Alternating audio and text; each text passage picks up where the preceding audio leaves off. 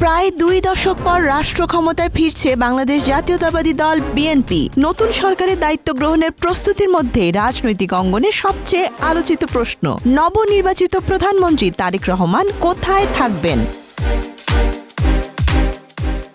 দীর্ঘদিন প্রধানমন্ত্রীর সরকারি বাসভবন ছিল শেরেবাংলা নগরের গণভবন, কিন্তু 2024 সালের 5 আগস্টের গণ অভ্যুত্থানের পর সেটি রূপান্তরিত হয়েছে জুলাই গণ অভ্যুত্থান স্মৃতি জাদুঘরে। ফলে প্রধানমন্ত্রীর জন্য ঐতিহ্যগত সরকারি বাসভবন এখন আর ব্যবহারের সুযোগ নেই। অভিযোগ রয়েছে, প্রধানমন্ত্রীর জন্য রাষ্ট্র নির্ধারিত বাসভবন গণভবনকে জুলাই স্মৃতি জাদুঘর হিসেবে গড়ে তোলার সিদ্ধান্ত নেওয়ার আগে 5 বছরের জন্য নির্বাচিত প্রধানমন্ত্রী কোথায় থাকবেন, অন্তর্বর্তী সরকার বিষয়টি নিয়ে ভাবেননি। এই বাস্তবতায় নতুন করে প্রধানমন্ত্রীর আবাসন নির্ধারণ এখন শুধু প্রশাসনিক নয়, রাজনৈতিকভাবেও গুরুত্বপূর্ণ ইস্যু হয়ে উঠেছে।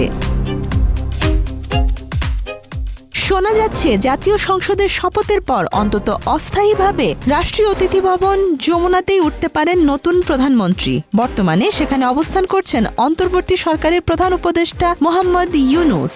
তবে যমুনা সংস্কারে অন্তত 1 মাস সময় লাগতে পারে। আবার নিরাপত্তা বিশেষজ্ঞদের একাংশের মতে 3 দিক থেকে ব্যস্ত সড়ক ঘেরা এই ভবন দীর্ঘমেয়াদে 5 বছরের জন্য নির্বাচিত প্রধানমন্ত্রীর চাহিদা পূরণে যথেষ্ট নয়। ভিভিআইপি প্রোটোকল অনুযায়ী প্রয়োজন বহুমাত্রিক নিরাপত্তা বলয়, নিয়ন্ত্রিত প্রবেশপথ, স্টাফ কোয়ার্টার, সুরক্ষিত অফিস জোন ও সিকিউর কমিউনিকেশন অবকাঠামো, যা যমুনায় পুরোপুরি নেই বলে দাবি তাদের। তবে গণপূর্তের প্রধান প্রকৌশলী খালিকুজ্জামান চৌধুরী জানিয়েছেন, চূড়ান্ত সিদ্ধান্ত প্রধানমন্ত্রীর।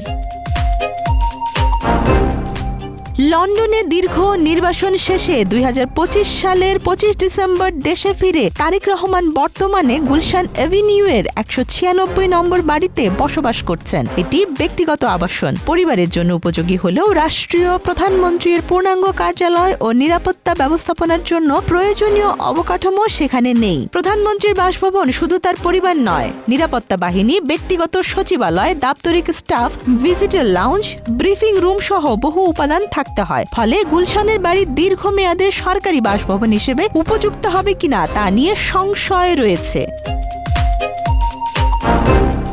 গৃহায়ন ও গণপূর্ত মন্ত্রণালয় জানিয়েছে, আন্তর্জাতিক মান বজায় রেখে প্রধানমন্ত্রীর জন্য একটি স্থায়ী, আধুনিক ও উচ্চ নিরাপত্তা সম্পন্ন বাসভবন নির্মাণের পরিকল্পনা নেওয়া হয়েছে।